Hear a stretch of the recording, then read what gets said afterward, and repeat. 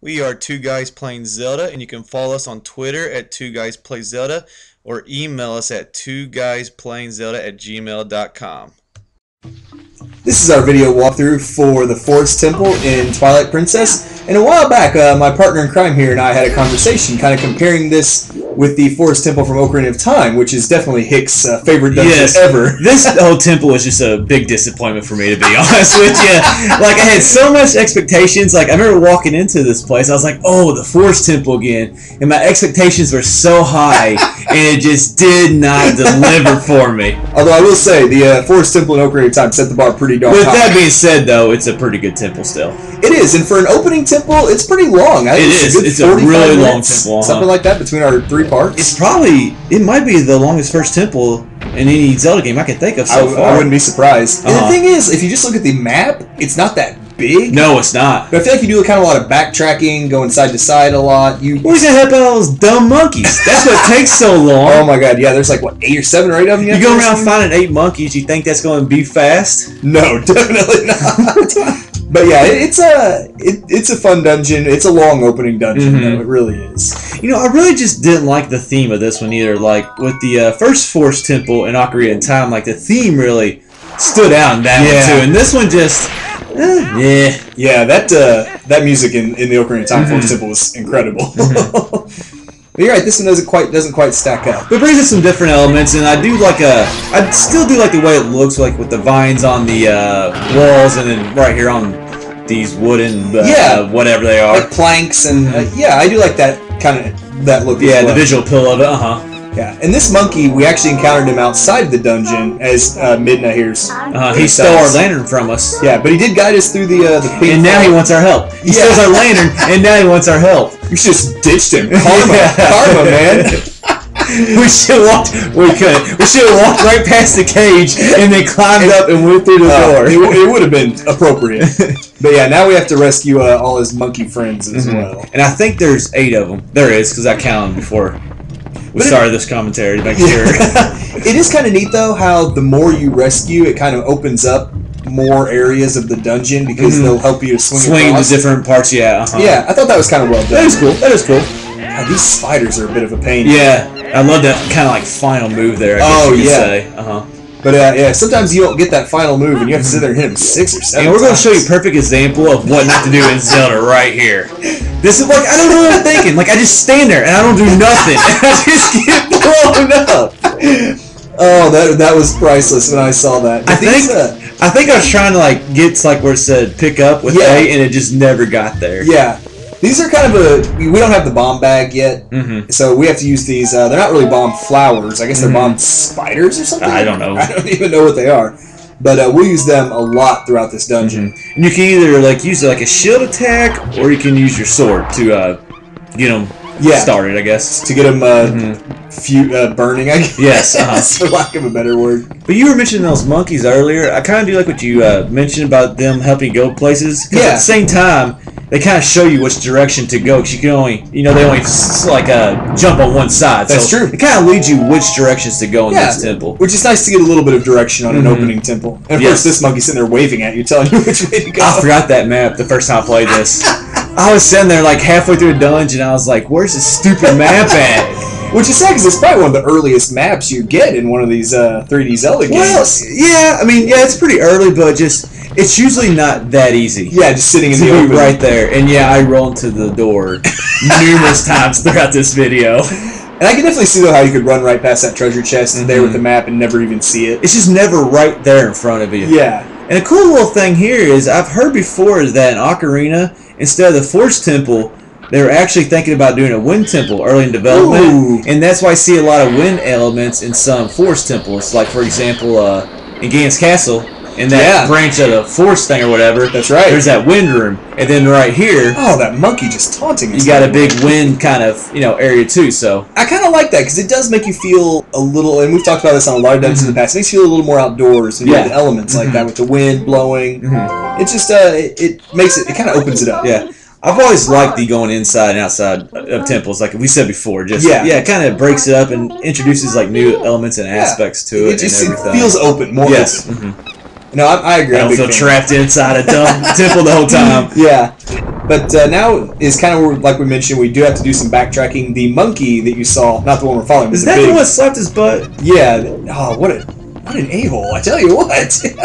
But I didn't like monkeys or apes after this temple. no, not at all. But yeah, that guy cut the bridge you saw with the boomerang. So Well, he's you have a concussion by the time you're done with this dungeon. well, he's possessed by something, right? Yeah. Because when we beat him later on, he has like that spider or insect, whatever, on his head. Yeah. But right now he's not helping us out. And No. when he turned around and slapped his butt at us, all I can think of is Skull Kid in Yes, Majora's yeah, Mask. on top of the moon. Yeah, that's Doing the exactly same right. thing. Wasn't quite as red in Majora's Mask, No, but definitely not. And is this the first this time is we? it's Oko, or Something Uko like or that. Oko. I don't know. I don't know how to pronounce it. But Another name will mess up again. Yeah. But he or she, whatever it is, will let you teleport out of the dungeon and teleport back into it. Now, do you teleport back to the same spot or just I like believe to so. the front? I think it actually takes you back to the same spot. room. Okay. I can honestly say I never used it. Why would you ever want to go have a dungeon once you're in one? I don't know. Maybe if you need well, later on, maybe Magic our or lantern oil, I guess. Lantern would be oil. a good point Yeah, because you have to burn stuff. yep. Yeah, I guess that's true. That's about it though. I'll probably use it then. I guarantee I burned that oil. Because at the beginning of this game, for the longest time, I didn't know you could put that lantern away, so it would just keep on burning for the longest time.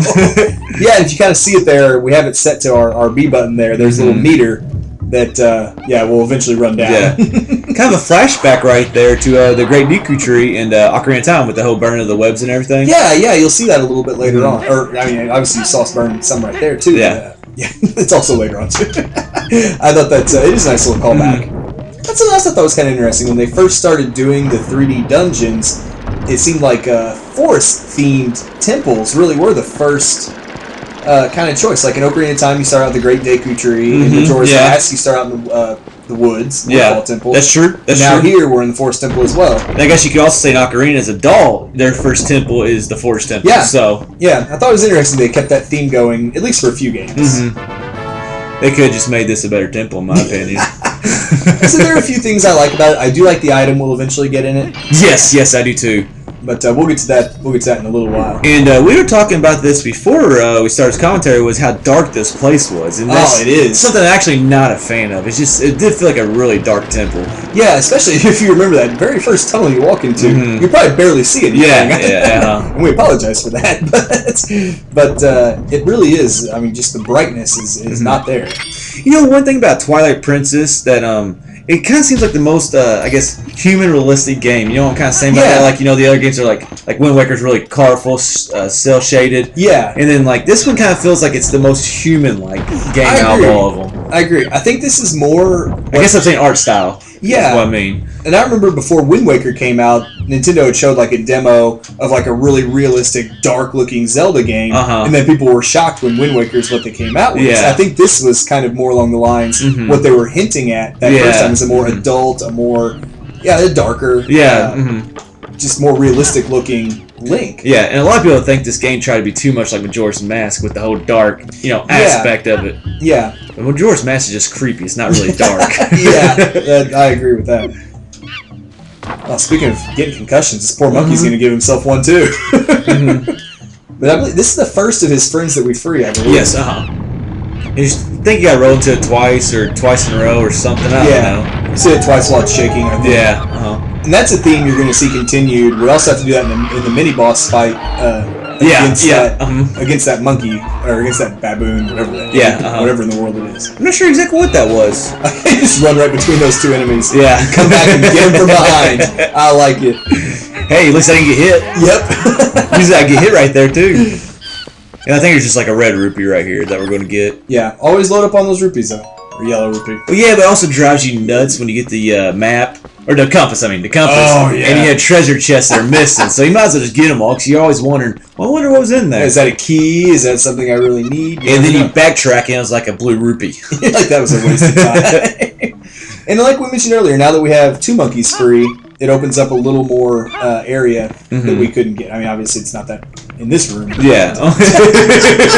It's funny every It's time. good. Yeah, it really is. Eventually, you finally get away from it a little later in our I do finally learn my lesson. I do it in every single game. Yeah.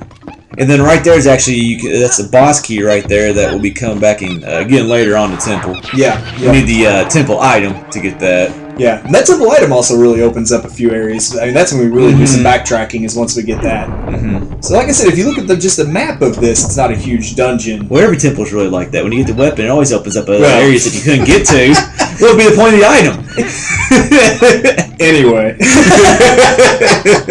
That's not the point. Actually, it is the point. But anyway. So yeah, now we're... I totally lost it. I totally got you distracted. You got me good on that one. I ruffled your feathers there, didn't I? Oh my gosh. We're on our way to free more monkeys. No, this is where we get the bombs and we kind of got to throw them in these little flowers or whatever. Right? Yeah. I screw up here again twice, so we're just going to go ahead and fast forward. Watch this. Bam! I can see what you were trying to do. Yeah, at least I got away from that one right Yeah, there. you didn't blow yourself up. But yeah, there's these little, some kind of flower plants that they're blocking a little bit of your progress. And if you drop a bomb into it, it'll swallow the bomb. I think if you jump, don't they like reach up and swallow you? Oh, they might. I think they do. I think it's the ones that later on maybe you have to blow up to get behind them. But Yeah, yeah. But here, I think it was just blocking your path. And the reason I was having problems, you gotta get right beside these things before it allows you like to pick them up, and that's why I was having problems. Yeah, because I think you keep waiting for the grab icon to pop up or pick up whatever it says. And now, when I was still home one, it blew up. I guess that was technically my fault. So they have a short fuse. But yeah, you will be using these continually through this dungeon to blow holes in walls and open up more and more of our progress. Go ahead and join us for part 2 of our Forest Temple walkthrough.